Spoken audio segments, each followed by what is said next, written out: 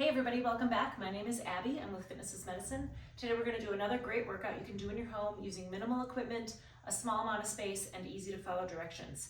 What we're going to need for equipment today is a fit ball, one a little bit heavier dumbbell, and either a rolled up yoga mat or a towel, and a band or a tube. So remember to come into these workouts warmed up and ready to move. 5 to 10 minutes of a cardio workout just to get your heart rate warmed up, your muscles and joints warmed up and ready for movement, and of course your mindset ready for movement.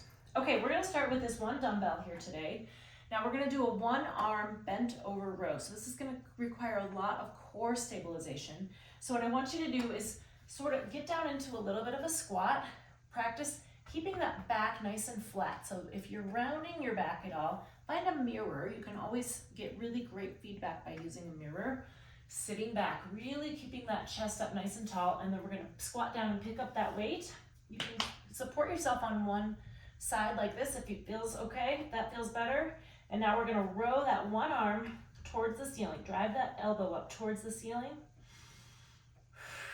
Breathe, really stabilize with your core here. That's probably the most important thing you can think of.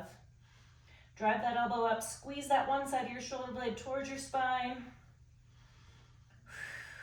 2 more, 9 and 10.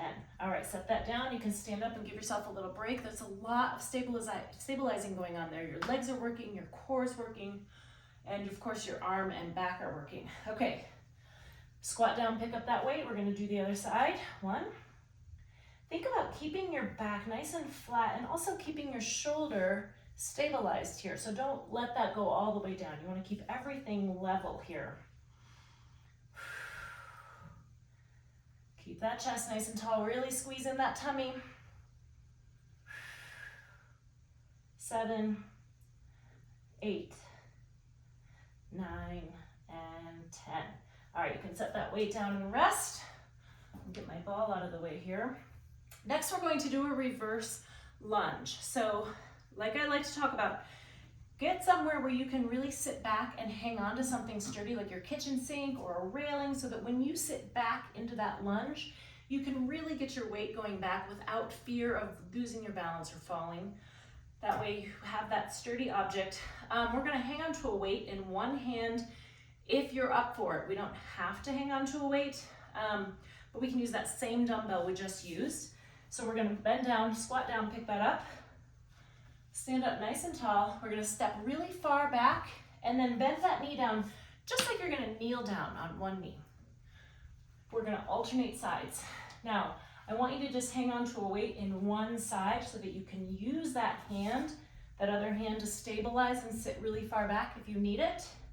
Also, when you hang on to a weight in one side versus the other, then you really get more core stabilization as well. Nice and tall. All right, switch sides. We're gonna keep alternating, but we'll switch which hand is holding on to the weight. Keep breathing. Keep your chest up nice and tall. Of course, you can do this in a smaller range of motion, but keep that big step back so that you're working toward a 90-degree angle in both knees. 1 more each side. You want the weight in that front heel. Okay, good. Now I'm gonna rack the weight because we're done with that. And we're gonna grab that band or tube, and we're going to do a reverse fly. So we're gonna work on that posture, those postural muscles again. Let's do this either in a tandem or a staggered stance. Really be deliberate about bringing those shoulders down and back. Arms out straight, palms facing down. Pull back, squeeze those shoulder blades. I think my camera changed angle here. Try to stay within it. 6, 7. Keep those shoulders down, squeeze those shoulder blades back. If you're having any shoulder pain, you can bring it down here. Still get that good squeeze. Okay, good, rest. Next, we're gonna grab the ball if you have one. If you don't, you can also do this on the floor. We're gonna do a plank on the ball. So we're gonna out onto your elbows. You can either do this on the ball like we're gonna do, or you can do it on the floor, or you can put your elbows up on your bed or like a padded coffee table type of thing. That's a little bit easier way to do a plank. Step those feet back and we're gonna hold. This is a huge stabilization, so keep those hips down. You want your elbows directly beneath your shoulders, not out in front of you. That's much harder, and it's also harder on your shoulders. Keep breathing, kind of rolling around a little bit here. That's the point.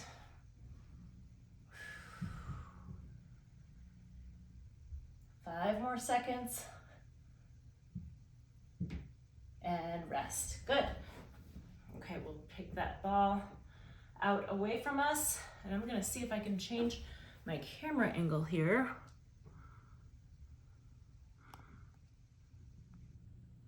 Not that. Bear with me. I think that's better. Okay. Now we're gonna go down to the floor and do some flutters. So this is where your rolled up towel or yoga mat comes into play. We're gonna be down on the floor. You're gonna put your forehead on the towel or yoga mat, and that just helps keep your neck in line and helps you continue to breathe and keeps your neck in a good position. So if you turn your head off to the side, it kind of crinks your neck a little bit, and you wanna keep everything in proper alignment. Now we're just gonna do arms out in front, thumbs up towards the ceiling, and we're gonna flutter your arms and legs at the same time,